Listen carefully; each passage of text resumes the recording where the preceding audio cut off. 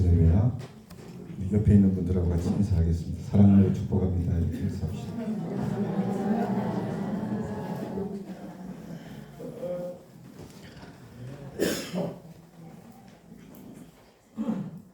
오늘 어버이 주일로 드리는데 우리 전사님 초대받고 오신 분이 두 분 계신 것 같아요.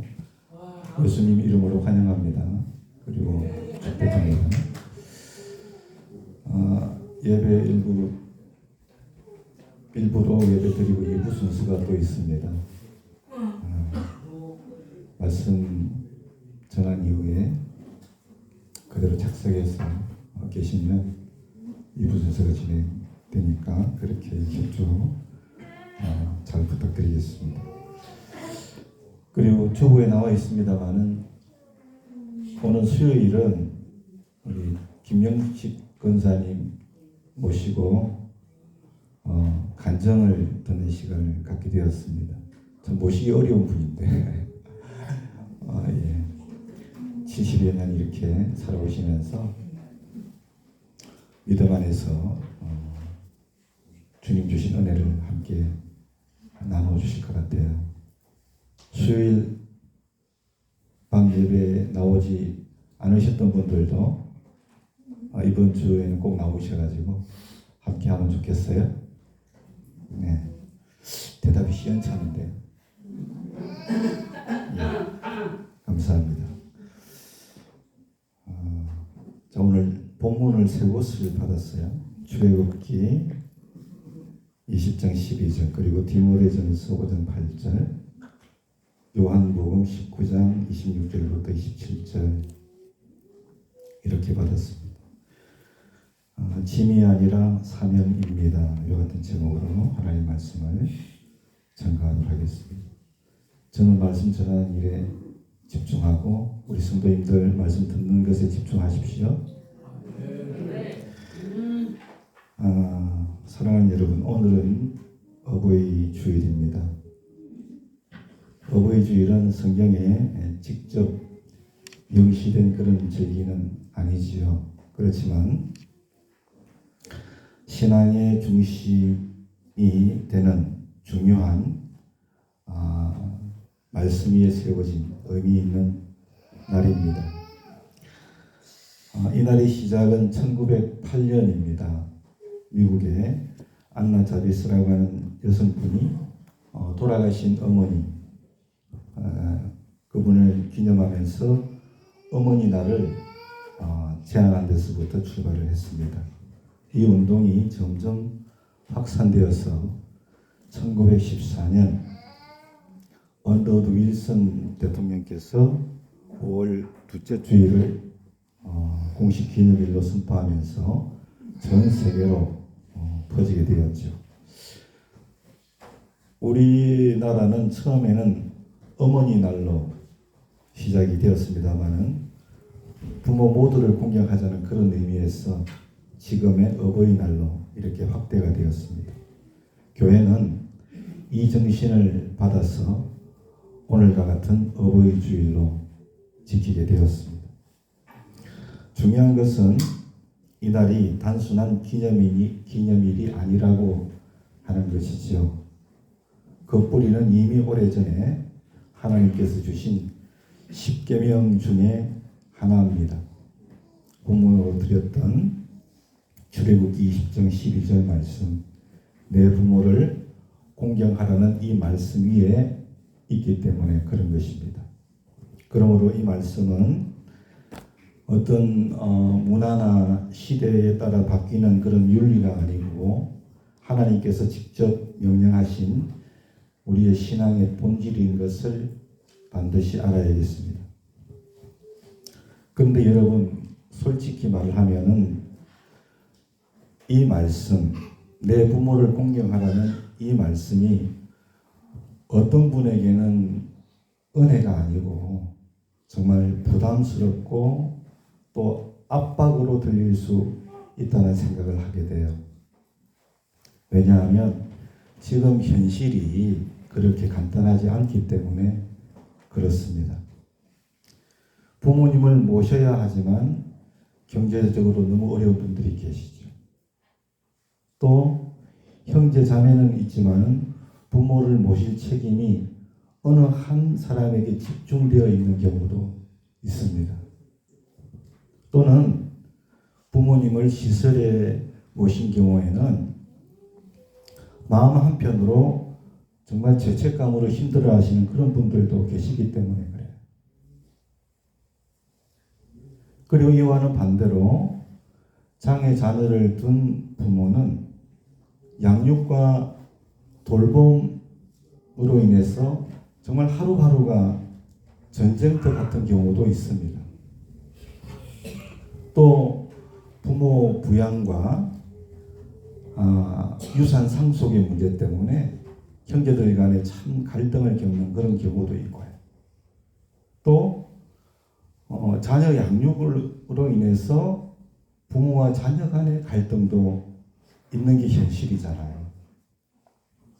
그래서 우리는 마음속으로 이런 질문을 하게 되는 것 같아요. 하나님, 도대체 어디까지 부모를, 어디까지 자식을 내가 책임져야 합니까? 지금 내가 잘하고 있습니까? 아니면 정말 부족한 게 나에게 있지는 않습니까?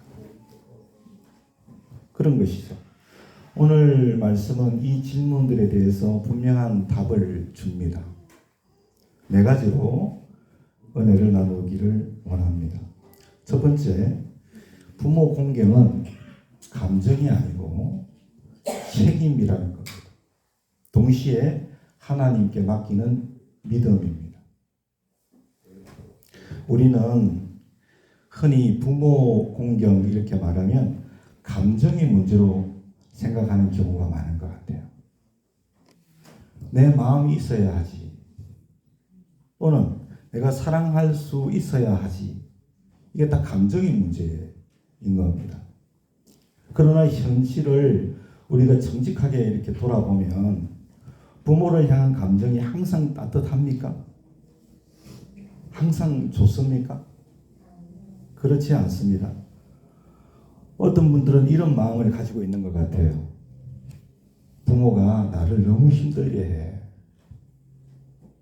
또는 어릴 때 부모로부터 내가 상처를 너무 많이 받았어. 또는 지금 부모하고 대화만 하면 갈등밖에 없어. 그런 겁니다. 그래서 공경하고 싶지만 마음이 따라오지 않는 그런 경우들이 많아요.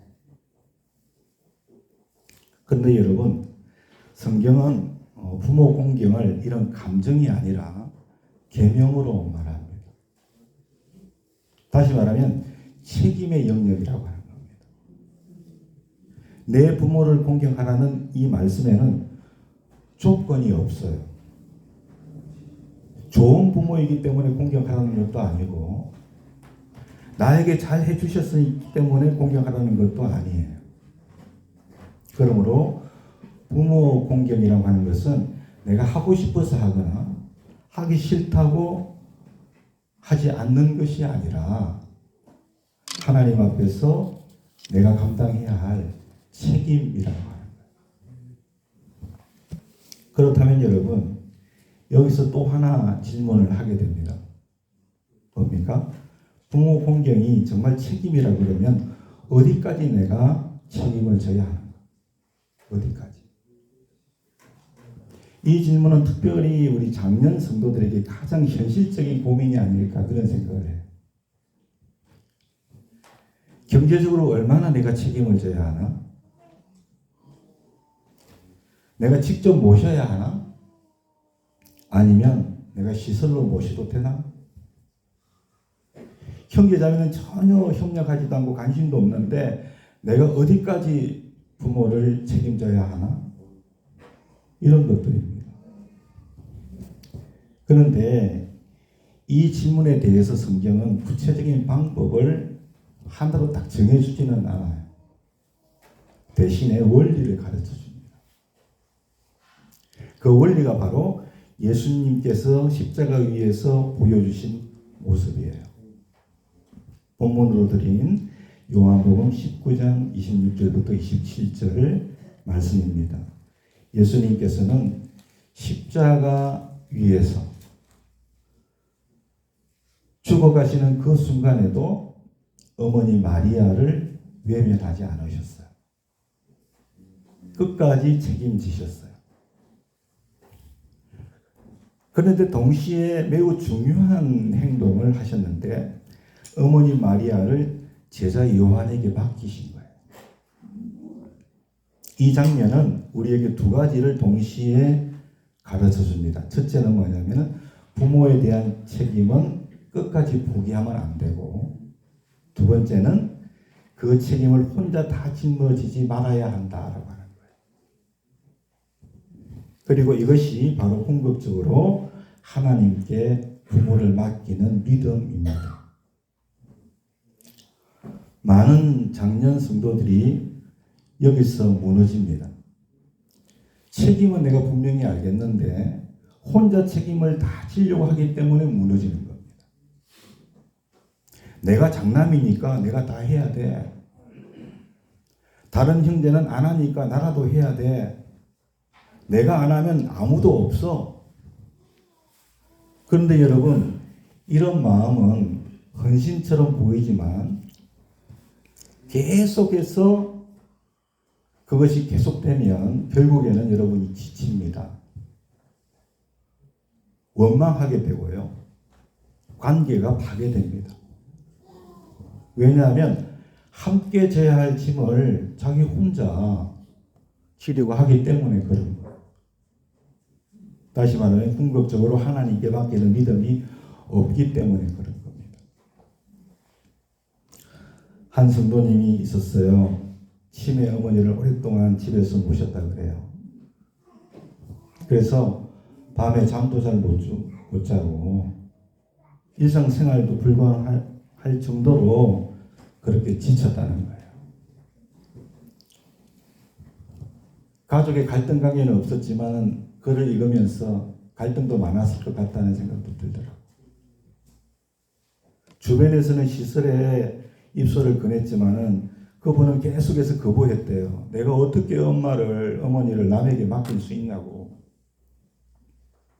끝까지 내가 모셔야 그게 효도가 아니냐고. 그러다가 결국에는 그분이 건강이 안 좋아졌대요. 그때 목사님께서 이렇게 권면했답니다. 지금은 효도하고 있는 것이 아니라 혼자 짐을 지고 가려고 하다가 다 함께 무너지고 있는 거야. 그런 상황이라고. 그래서 여러분 결국에는 그 어머니를 시설에 모시게 되었다고 그래요. 근데 그 성도님이 이후에 어떤 고백을 했냐면 내가 엄마를 포기한 것이 아니라 하나님께 맡겼다는 것을 내가 깨닫게 되었다는 거예요. 이후에 그분이 건강을 회복하시고 자주 어머니를 찾아뵀대요. 더 자주 찾아가고 어머니를 위해서 더 깊이 기도하게 됐다 그래요. 사랑하는 여러분, 부모 공경은 반드시 해야 합니다. 그러나 그 방식은 하나가 아니라는 것을 기억해야 돼요. 집에 모시는 것도 공경하는 거예요. 시설에 모시고 책임지는 것도 공경하는 겁니다. 자주 찾아뵙고 돌아보는 것도 공경하는 거지요. 중요한 것은 어디에 계시느냐가 아니라 내가 책임을 포기하지 않고 있다는 것, 그것이 중요한 겁니다. 그리고 반드시 기억해야 할 것이 있는데 하나님께서는 우리의 형편을 너무나 잘 아세요. 여러분 한 분 한 분의 형편을 너무나 잘 아신다고요. 경제적으로도 한계가 있다는 걸 알고 계시죠. 관계의 어려움도 아시죠.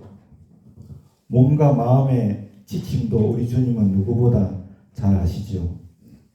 그래서 하나님은 우리에게 완벽한 것을 요구하지 않으십니다. 대신에 물어보시는 것 같아요. 내가 정말 나를 의지하면서 부모님을 공경하고 있니?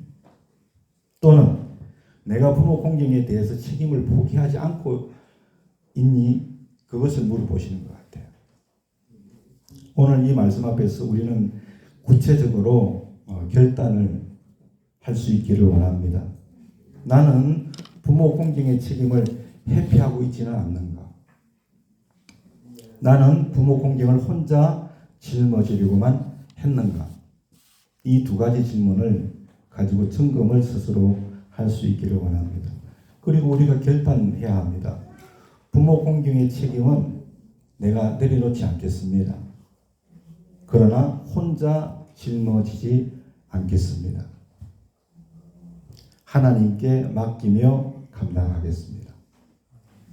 이 믿음이 있을 때 여러분, 우리는 짐이 아닌 사명이 되고 그것이 부담이 아니라 은혜로 바뀔 줄로 믿습니다. 두 번째로 장애 자녀 돌봄은 희생이 아니라 하나님과 함께 지는 사명입니다.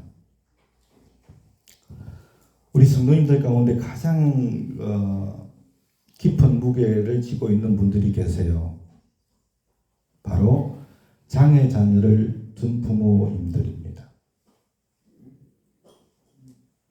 이 문제는 단순한 수고의 문제가 아니에요. 왜냐하면 시간과 체력과 경제적인 부분과 감정과 미래까지 모두 연결된 문제이기 때문에 그런 겁니다. 특히 이 질문 앞에 마음이 무너지는 것 같아요. 내가 죽고 나면 내 아이는 어떻게 될까? 모든 장애 자녀를 둔 부모의 마음이에요. 나는 늙어가는데 언제까지 내가 이 자녀를 감당할 수 있을까? 여러분, 이 질문에 답이 잘 보이지 않기 때문에 두려움이 생기고요. 또 죄책감이 동시에 따라오는 것 같아요. 여기서 우리 장년 성도님들이 자주 빠지는 함정이 있는데, 내가 장애 자녀를 끝까지 붙잡고 있어야 한다는 생각이에요. 이 마음은 사랑처럼 보이지만 사실은 하나님을 신뢰하지 못하는 불안에서 나오는 것이라는 것을 우리가 알아야 됩니다. 여기서 우리가 분명히 구분해야 할 것이 있는데요. 장애 자녀의 돌봄은 내가 전부 책임지는 것이 아니라 하나님과 함께 감당하는 사명이라는 거예요. 하나님의 부르심을 받았던 사람이 있지요. 모세입니다. 그는 말을 잘 못했던 것 같아요. 언어 장애를 갖고 있었어요. 그래서 하나님의 부르심을 모세가 거부하지 않았습니까? 그 모세에게 하나님께서 뭐라고 말씀하셨어요? 출애굽기 4장 11절에 여호와께서 그에게 이르시되 누가 사람의 입을 지었느냐? 누가 말 못하게 했느냐? 못 보게 했느냐? 보게 했느냐? 시각장애인이 되게 하였느냐? 나 여호와가 아니냐? 무슨 말입니까? 하나님께서 책임져 주신다는 겁니다. 하나님께서 그렇게 만드셨다는 겁니다. 하나님께서 책임져 주신다는 겁니다.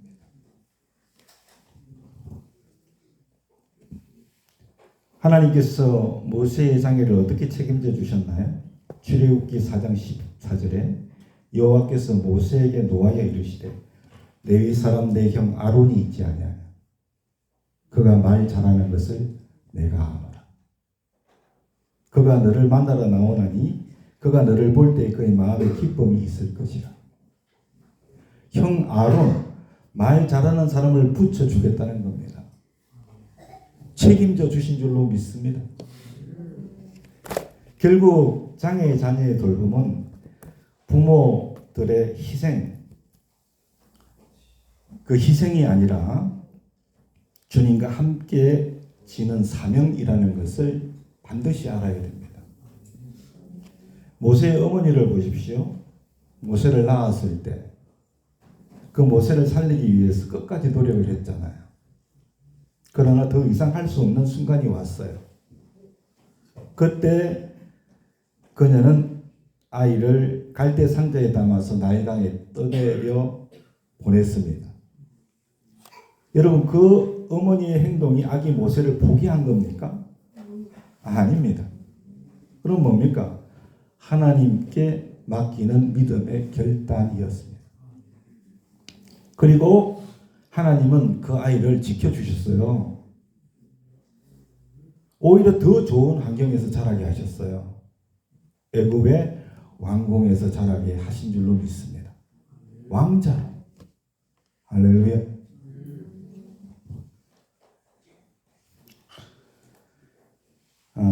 한 부모님이 계셨는데 수십 년 동안 장애 자녀를 돌봤다 그래요.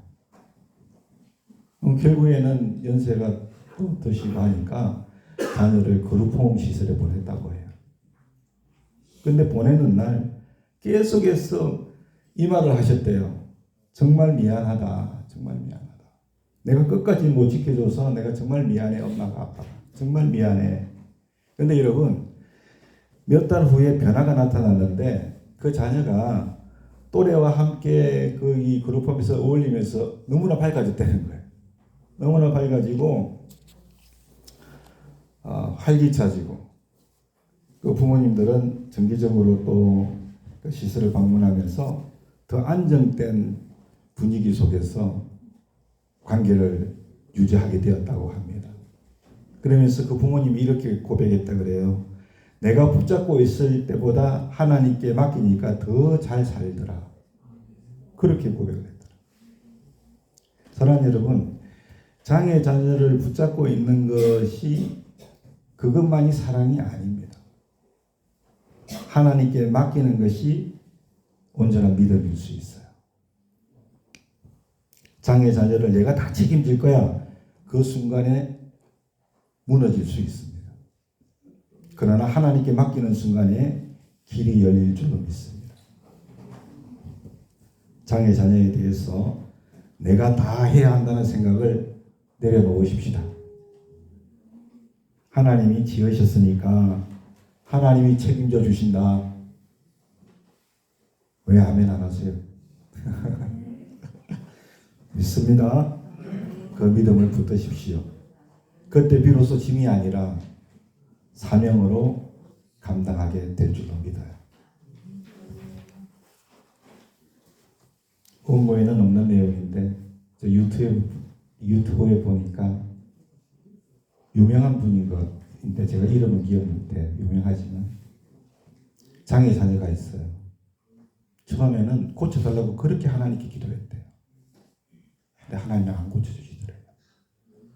그 이후에 어느 순간부터 기도가 바뀌었대요. 하나님이 지으셨으니까 하나님이 책임져 주세요. 하나님이 책임져 주세요. 하나님께 내려놓으니까 너무 이 마음에 평안이 임하더라고요. 그때부터 하나님께서 길을 열어주셨다고 했어요. 짧은 영상이라서 그 뒤 이야기까지 제가 듣지는 못했는데 여러분 꼭 기억하시기 바랍니다. 세 번째, 형제 자매 간 갈등은 공평이 아니라 사랑으로 해결해야 합니다.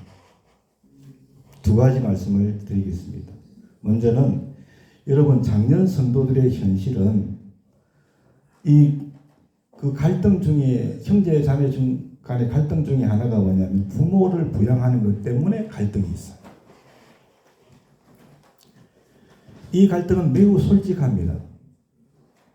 왜 내가 그걸 부모를 부양해야 돼? 형은 책임 안 지는데 왜 내가 해야 돼? 나는 왜 손해봐야 돼? 나는 손해보고 싶지 않은데. 여러분 이 생각들은요 너무 현실적인 것 같아요.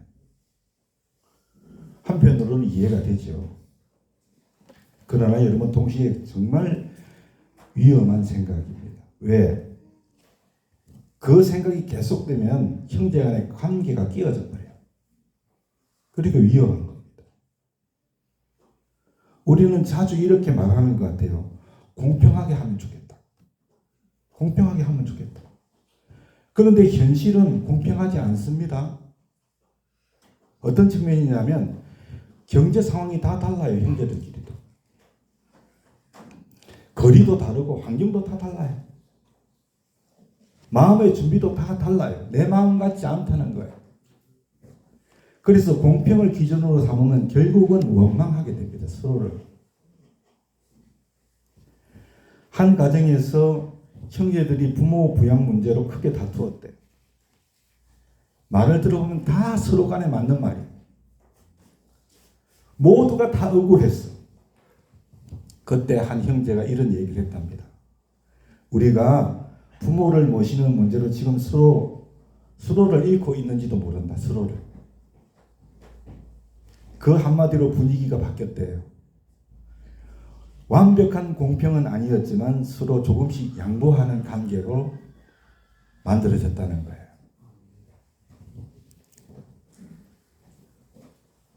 사랑하는 여러분, 제가 제 개인적인 얘기를 좀 드리고 싶어도 조심스러워서 그 부분에 대해서 못 드리겠어요.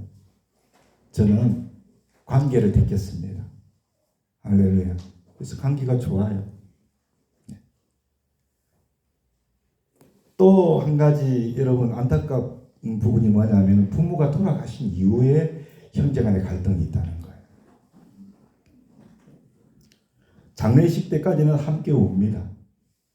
근데 이 유산 문제가 정리가 안 되면 이 자녀들끼리 또 이 갈등 관계에 놓이게 된다는 거죠.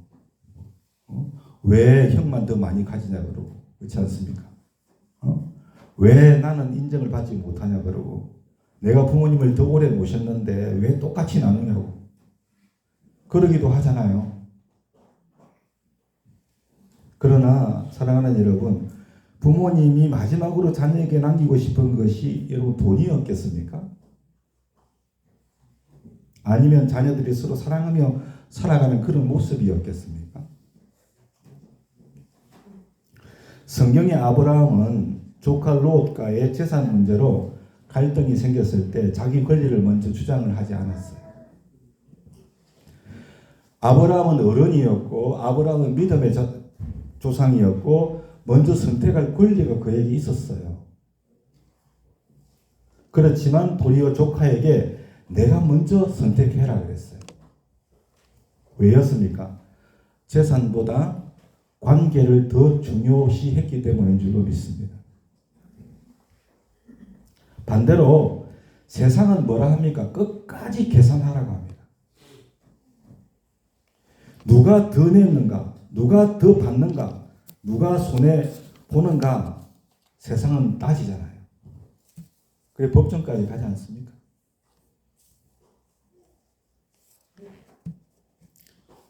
그러나 여러분 믿음의 가정은 달라야 할 줄로 믿습니다. 저는 이 부분에서도 다름을 선택했어요. 할렐루야. 믿음의 가정은 달라야 됩니다. 부모님을 잘 모시는 것도 효도이지만 부모님이 떠난 후에 형제끼리 원수가 되지 않는 것도 효도입니다. 어떤 부모는 살아계실 때 이런 말을 했대요. 너희끼리 싸우지 말아라. 저도 과거에 이 이야기를 우리 아이 자녀들에게 했습니다. 화목하게 지내면 좋겠어. 싸우지 않았으면 좋겠어. 여러분 그 말 속에는 부모의 눈물이 있습니다. 사실은. 자녀들이 서로 미워하고 사는 것 보는 것보다 부모님이 마음 아픈 게 여러분 어디 있겠어요? 안 그래? 저만 그런가 본데. 여러분 당자의 비유에서도 큰 아들은 뭘 주장했어요? 공평을 주장했어요. 하지만 아버지는 재산보다 관계의 회복을 원하신 줄로 믿습니다. 관계의 회복. 하나님의 마음은 언제나 사랑과 화목에 있습니다. 어버이 주일에 우리는 이것을 반드시 기억하기를 원합니다. 부모님이 우리에게 남긴 가장 큰 유산은 집이 아니에요. 땅도 아니고 뭐예요? 사랑. 그 사랑을 이어가는 길은 형제자매가 서로 품고 살아가는 것인 줄로 믿습니다. 여러분 조금 손해볼 수 있어요. 조금 양보할 수 있어요. 그러나 믿음의 사랑은 내 몫보다도 가정을 먼저 생각합니다. 유산은 언제나 사라지잖아요. 하지만 깨어진 가족의 상처는 오래 남습니다. 사랑하는 여러분, 공평을 붙잡으면 관계가 깨어지고 사랑을 선택하는 관계가 살아납니다. 하나님은 우리에게 이렇게 묻지 않습니다. 얼마나 공평하게 했냐 이걸 묻지 않습니다. 대신에 사랑으로 했느냐 물어보시는 거예요. 관계를 지키려고 했는가 그걸 물어보시는 거예요. 마지막으로 부모의 사랑, 네 번째로 바른 방향에 서야 합니다. 어버이 주일을 맞이할 때 우리는 흔히 자녀의 책임, 곧 부모를 공경하라는 말씀에 집중을 하는 것 같아요. 그러나 성경은 동시에 자녀에 대한 부모의 태도 역시 분명하게 다루고 있다는 것을 알아야 됩니다. 오늘 우리의 가정과 신앙을 돌아보면 부모의 사랑이 때로는 자녀를 세우기보다도 억누르는 방향으로 나타나는 경우가 있습니다. 사랑한다는 이유로 자녀의 삶을 통제하지요. 자신의 기준과 경험을 강요하면서 자녀를 이해하기보다도 바꾸려고 하는 부모들이 많이 있습니다. 그러나 성경 에베소서 6장 4절에 아비들아 너희 자녀를 노엽게 하지 말라 말씀합니다. 이는 부모의 태도가 자녀의 마음을 상하게 할 수 있음을 보여주는 겁니다. 성경 속에서 이런 모습을 우리가 보게 되는데 야곱은 아들들 가운데 특히 요셉을 편애했어요. 그래서 형제 사이에 깊은 갈등을 만들었습니다. 그 결과 요셉은 형들에게 미움을 받아서 애굽으로 팔려가는 그 아픔을 겪지 않았습니까? 하나님은 합력하여 선을 이루시지만 할렐루야. 여러분 부모의 의도, 야곱의 의도는 사랑이었지만 그 방식이 공동체를 무너뜨리는 결과를 가져왔다는 것을 우리가 알아야 됩니다. 사랑이 바른 방향을 잃으면 상처가 될 수 있음을 보여주는 겁니다. 또한 부모가 말로는 바른 삶을 요구하면서 삶으로 본을 보이지 못할 때 자녀들은 혼란을 겪습니다. 성경은 주의 교훈과 훈계로 양육하라 그렇게 말씀하셨어요. 이는 단순한 말이 아니라 삶으로 가르치라는 의미입니다. 자녀는 부모의 말을 듣기보다도 삶을 보고 배우는 줄로 믿습니다. 우리 자녀가 그랬어요. 저한테 아빠가 할머니한테 하는 것대로 나도 할 거야. 저한테 그랬어요. 진짜 얼마나 놀라운 가르침입니까?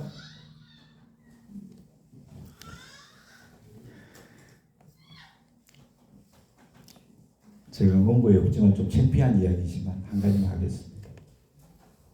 어버이 주일이 어버이날이 어저께였잖아요.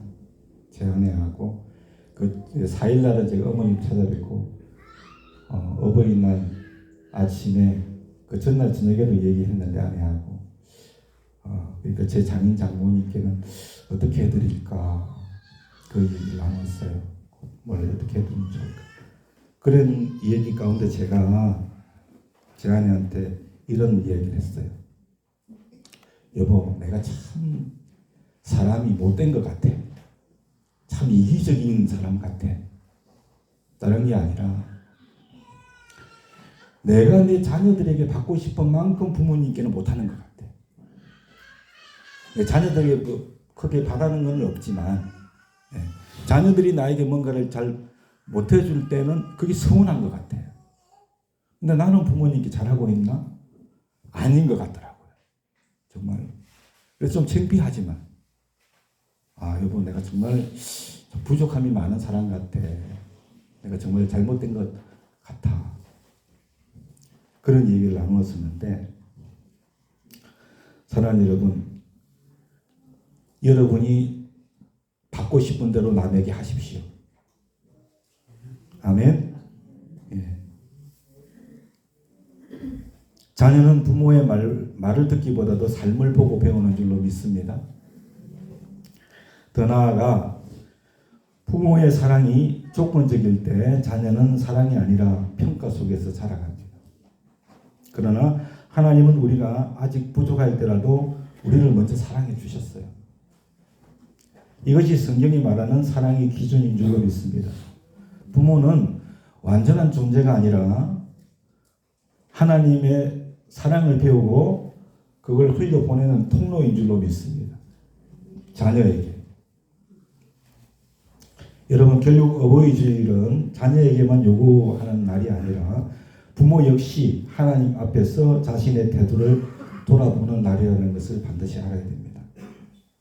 통제가 아니라 세워주는 사랑으로, 날이 아니라 삶으로, 조건이 아니라 은혜로 자녀를 대할 때 비로소 가정은 하나님이 기뻐하시는 그런 자리로 회복이 될 줄로 믿습니다.